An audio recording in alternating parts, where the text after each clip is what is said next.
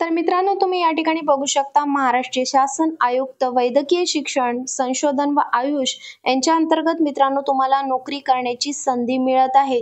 सरळ सेवा भरती प्रक्रिया या ठिकाणी राबवण्यात आलेली आहे।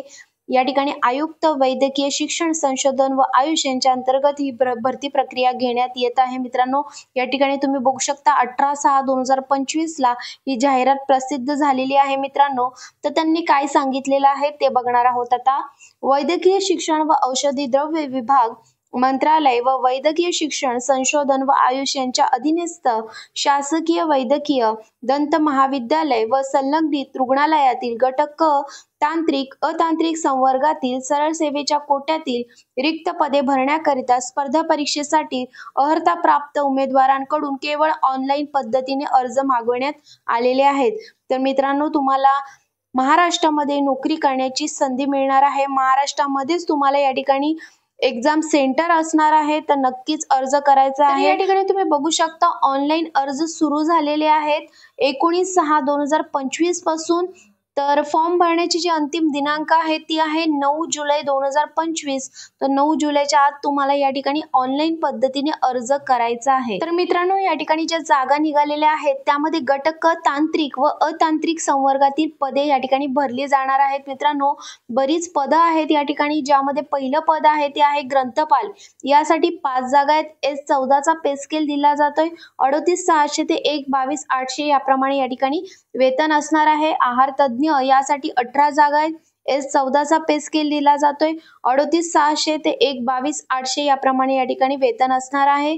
समाजसेवा अधीक्षक वैद्यकीय यासाठी 135 जागा आहेत। S14 चा पे स्केल दिला जातोय। भौतिकचार तज्ञ यासाठी 17 जागा आहे। त्याचबरोबर प्रयोगशाळा तंत्रज्ञ यासाठी 181 जागा आहेत। S13 चा पे स्केल दिला जातोय 35,400 ते 1,12,400। ECG तंत्रज्ञ यासाठी 84 जागा आहेत। तर S13 चा पे स्केल दिला जातोय 35,400 ते 1,12,400। क्षकिरण तंत्रज्ञ यासाठी 94 जागा आहेत। S13 चा पे स्केल दिला जातोय। सहाय्यक ग्रंथपाल यासाठी 17 जागा आहेत। S10 चा पे स्केल दिला जातोय 29,200 ते 92,300। औषध निर्माता यासाठी 207 जागा आहेत। S10 चा पे स्केल दिला जातोय। त्याचबरोबर दंत तंत्रज्ञ यासाठी 9 जागा आहेत। S10 चा पे स्केल दिला जातोय।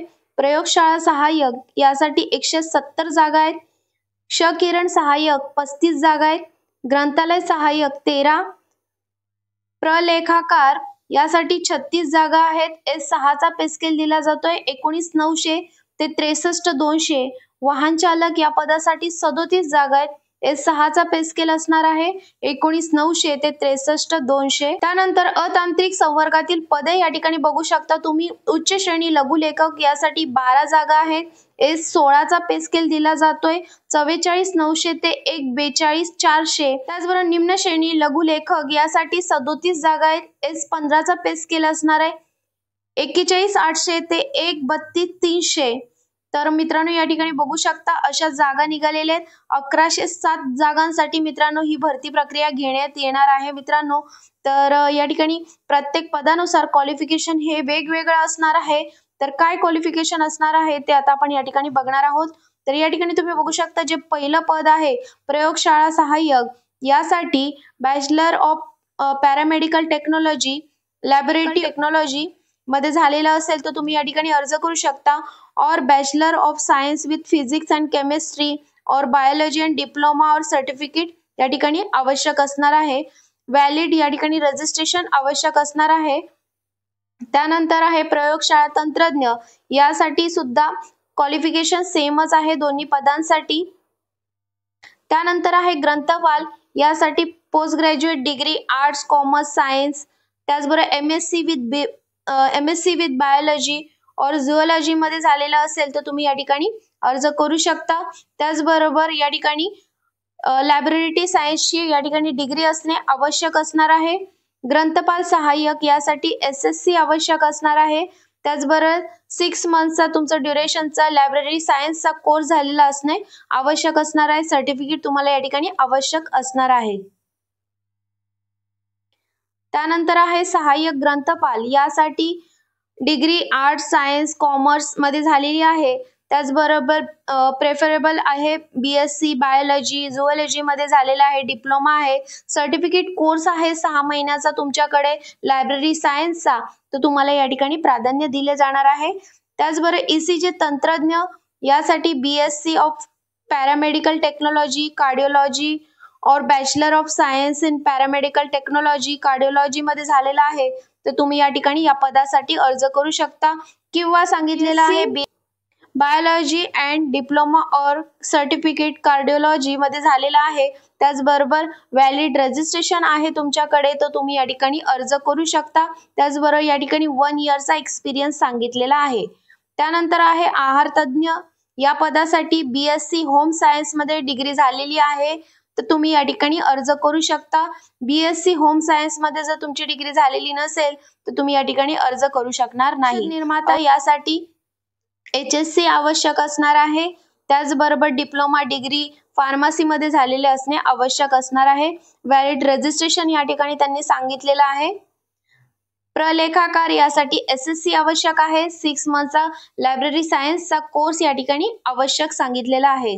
समाजसेवा अधीक्षक वैद्यकीय यासाठी फुल time post graduation degree social work MSW झालेलं असणं आवश्यक असणार आहे.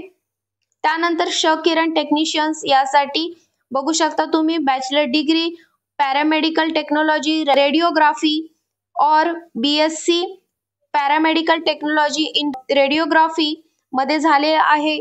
त्याचबरोबर और मध्ये सांगितलेलं आहे BSc with physics chemistry biology diploma certificate radiography मध्ये झालेला आहे. त्याचबरोबर तुमच्याकडे 1 इयरचा एक्सपिरियन्स आहे एक्सरे टेक्निशियन्स मध्ये.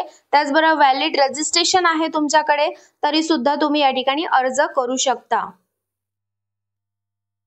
त्यानंतर आहे किरण सहाय्यक यासाठी degree of bachelor of paramedical technology in radiography और BSc in paramedical technology in radiography किंवा और सांगितलेलं आहे BSc विथ फिजिक्स केमिस्ट्री और बायोलॉजी डिप्लोमा सर्टिफिकेट रेडिओग्राफीचा आवश्यक असणार आहे.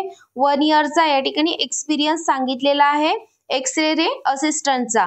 त्याच उपचार तज्ञ यासाठी HSC आवश्यक असणार आहे. त्याचबरोबर सांगितलेलं आहे बॅचलर ऑफ फिजिओथेरपी असणे आवश्यक असणार आहे. त्याचबरोबर व्हॅलिड रजिस्ट्रेशन या ठिकाणी आवश्यक सांगितलेलं आहे. टेक्निशियन्स यासाठी HSC आवश्यक असणार आहे. त्याचबरोबर डेंटल मेकॅनिकलचा कोर्स या ठिकाणी आवश्यक असणार आहे. व्हॅलिड रजिस्ट्रेशन त्यांनी सांगितलेलं आहे. वाहन चालक या पदासाठी त्यांनी वयाची मर्यादा दिलेली आहे. Should be not more than 38 years of age सांगितलेलं आहे.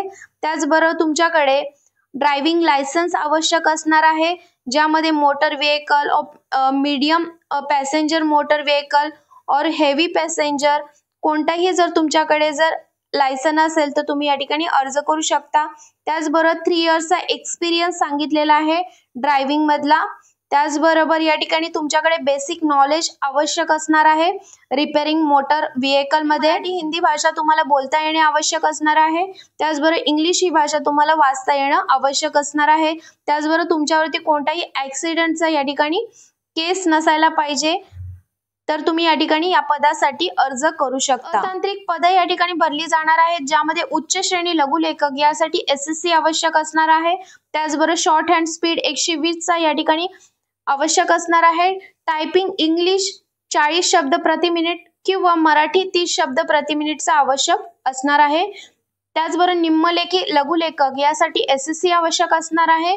शॉर्ट हँड स्पीड 100 चा या ठिकाणी आवश्यक असणार आहे. टायपिंग इंग्लिश 40 आणि किंवा मराठी 30 चा असेल तर तुम्ही या ठिकाणी या पदासाठी अर्ज करू शकता.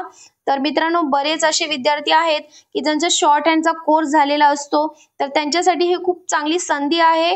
तुम्हाला या ठिकाणी SSC बेसिस वरती आणि त्याचबरोबर तुमच्याकडे जर शॉर्ट हँडचं सर्टिफिकेट असेल तर तुम्ही या 2 पदांसाठी अर्ज करू शकणार आहात. मित्रांनो, जागा देखील खूप चांगल्या आहेत, तर नक्कीच अर्ज करायचा आहे. तर वयोमर्यादा या ठिकाणी किती असणार आहे, तर खुल्या प्रवर्गासाठी 18 वर्षापेक्षा कमी व 38 वर्षापेक्षा जास्त नसावे. मागासवर्गीय उमेदवारांसाठी 18 वर्षापेक्षा कमी व 43 वर्षापेक्षा जास्त नसावे. ऑनलाईन परीक्षेचे स्वरूप कशा प्रकारे असणार आहे तर कम्प्युटर बेस्ड ऑनलाईन एक्झाम या ठिकाणी घेतली जाणार आहे. बहुपर्यायी प्रश्न विचारले जाणार आहेत. तुम्हाला प्रत्येक प्रश्नासाठी 2 गुण या ठिकाणी ठेवण्यात आलेले आहेत. परीक्षेचा पॅटर्न कशा प्रकारे असणार आहे तर मित्रांनो या ठिकाणी पोस्ट बघू शकता. Driver, higher grade stenographer, lower grade stenographer यासाठी परीक्षा कशा प्रकारे असणार आहे. पेपर कोणते विचारले जाणार आहेत तर मराठी लँग्वेज अँड ग्रामर या ठिकाणी पेपर असणार आहे. इंग्लिश लँग्वेज अँड ग्रामर या ठिकाणी पेपर असणार आहे.